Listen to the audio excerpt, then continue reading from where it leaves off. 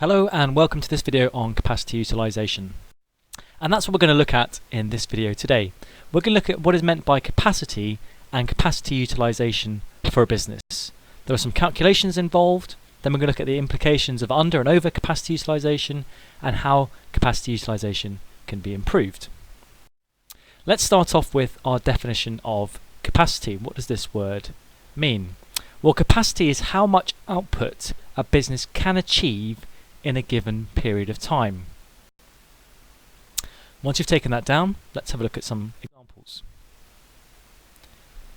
So let's consider a first example, the capacity of a plane. What is the maximum output number of people that it could carry? Well, it would be determined by the number of seats within the plane. So a capacity of a plane might be something like 280. What about the Emirates Stadium? What's the capacity? Well, this is a well-used phrase in football, capacity. Well, the capacity is the total maximum number of people that they can provide for, the number of seats.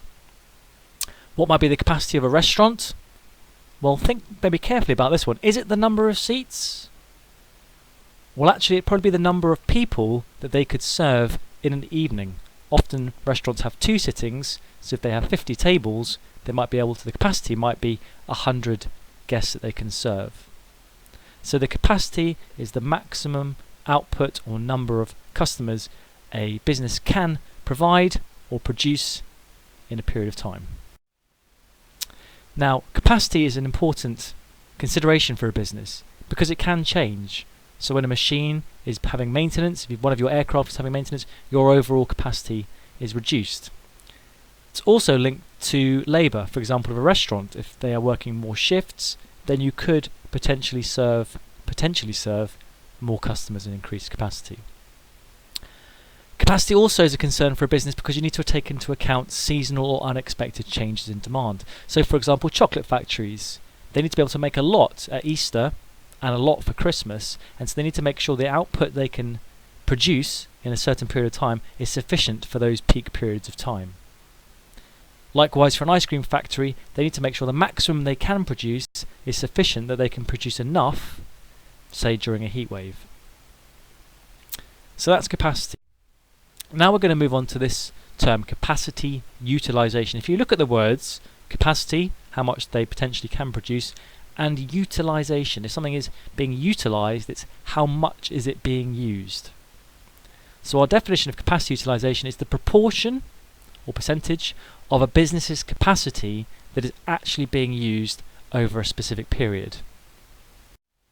Again, there is a formula that we need to know, we need to learn to be able to calculate capacity utilization. And we calculate it by saying, well, how much is actually being produced? What is the actual level of output? And we divide by how many could possibly be being produced, or the capacity, and we times 100. And the answer, that's right folks, it's a percentage. Let's have a look at an example. This circuit board manufacturer is capable of producing 150,000 units a month. In the latest month, the actual output was 127,500 units. So, what was the capacity utilization for that month? How much of their capacity was being utilized? Grab your calculators, pause the video, have a go, and let's see if you get it right. Well, the capacity utilization for that month, using the formula, would be the actual output divided by the maximum potential output or capacity times 100. So in this situation, the business will be operating at a capacity utilization of 85%. Let's consider some more examples. A jumbo jet or an A380. What is the capacity? Well, maybe 400 seats. What is the actual output?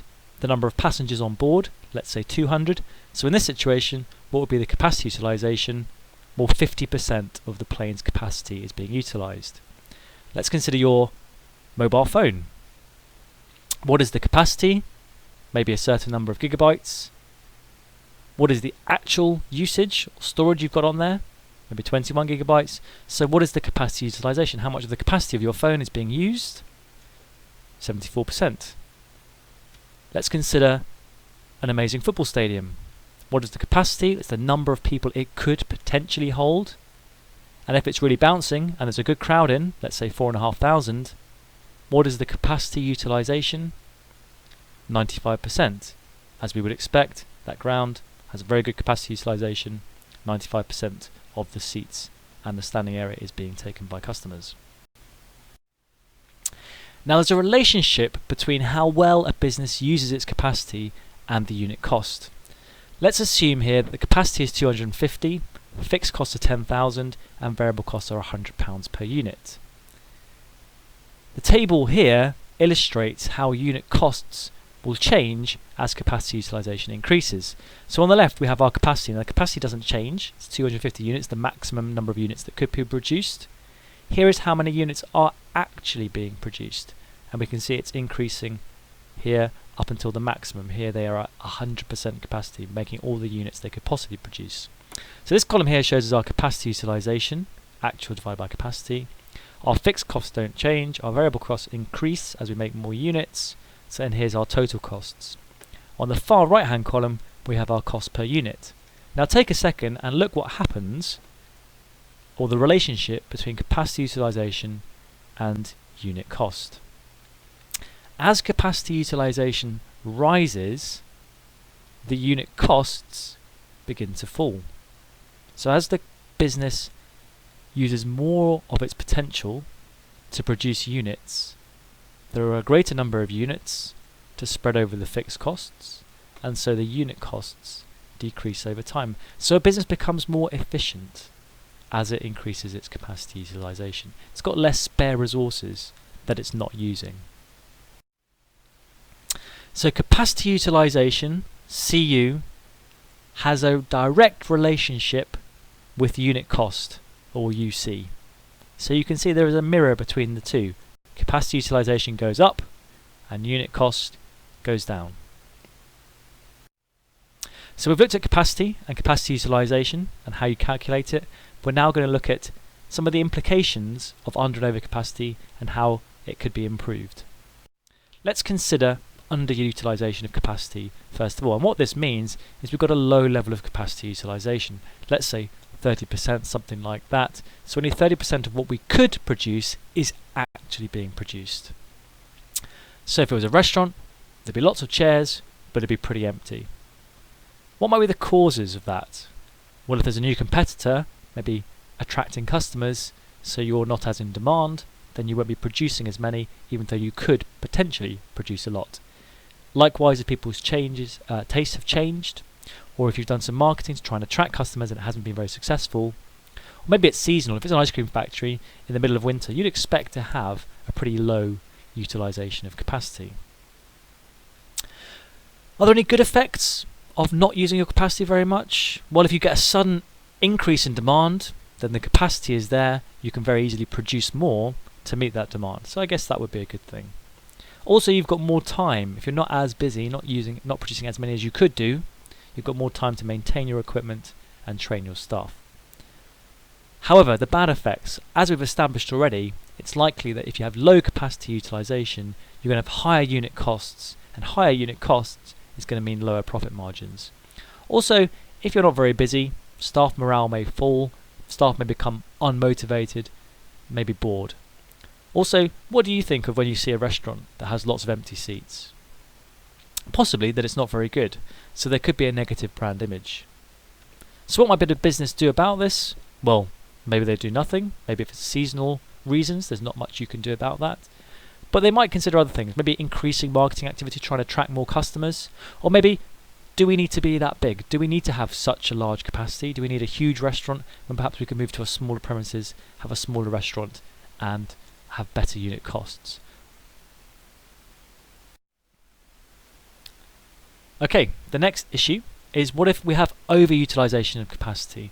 What if our capacity is 99% or maybe 100%, or sometimes in certain circumstances you can go over 100% when you're really working your machinery very, very hard, you're not maintaining it, you're asking your staff to do overtime, you're really producing at your absolute limit. What are some of the issues associated with this? So we're talking about businesses that are very, very busy, producing as much as they potentially can. What might be the reasons? Well, you might find that you're very in demand, you run a successful marketing campaign, or maybe it's your prime time of year for example, the run up to Christmas, possibly for a Christmas tree manufacturer. Good effects, well, as we've seen, very busy, high utilisation of capacity, low unit costs, so good profitability. The staff maybe feel motivated, good morale because they're very busy, and they feel also that they've got good job security, definitely in demand and a secure job. Bad effects, well, it could be quite stressful. If you're operating at the maximum possible, people are being pushed as hard as they can, then there's maybe stress on staff which might lead to mistakes.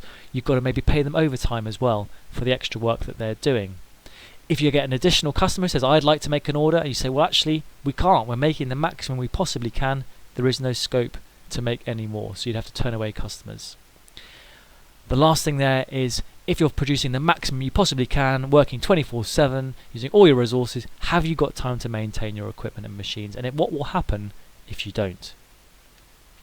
So what might you do if you've got very high or overutilization of capacity? Again, you might think it's great, we're busy, do nothing about it, but you could consider something else. Maybe expand capacity. So actually invest in increasing the size of your restaurant, or buying new planes, or moving to a bigger football ground, or buying a larger factory. Perhaps subcontract, and that is where you pay another company to produce some of your products for you. So maybe that would help you if you're really at your limits. We'll pay this other company to make the products for us, and that frees up some time for us to maintain our own equipment, for example. Or perhaps increase price so that you reduce or restrict the amount of orders, the level of demand you have for your products, and so you have a more manageable or sustainable utilization of capacity. So, some final thoughts on capacity. In general, we would say high capacity utilization is better than low, because it implies the business is more efficient and more profitable. Capacity has a cost. If you don't use it, you have lots of planes with no passengers, if you have a very large restaurant with no customers, if you have a huge football ground with no fans, then there is a cost to that. So you need to try and use your capacity as best as you can as a business. Flexibility is also important. The ability to adjust to meet changes in demand. Being able to scale up capacity or scale down capacity can also be an important factor. So we've looked at capacity utilization, how to calculate it, under and over, and how capacity utilization can be improved. That's all. Thank you.